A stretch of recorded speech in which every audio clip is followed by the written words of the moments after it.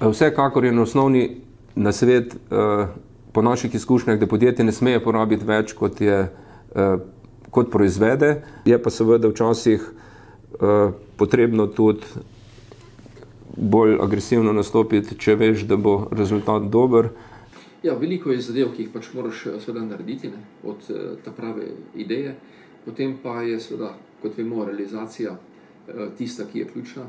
Zbrati pravi tim ljudi, ki lahko potem stvari izpeljejo in odgovorijo na vse izzive, ki se pač dogajajo. Se pravi, ključni so vedno ljudje.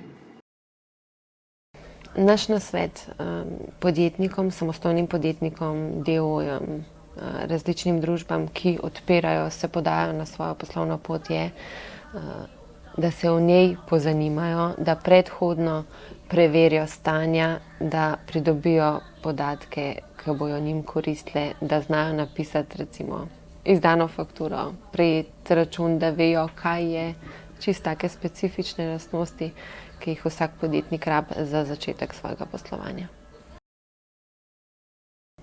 Kar se tiče leta 2017, so pa tukaj je na sporedu nova dohodninska lestvica. Pri DO-jih se davek od dobička poveča iz 17 na 19, potrebno bo biti previden pri izračunu akontacij. Ukinjena je recimo tudi olajšava za financiranje političnih strank.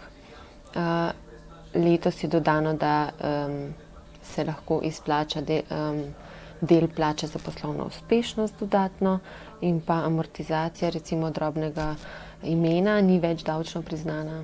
To je tudi ena izmed novosti.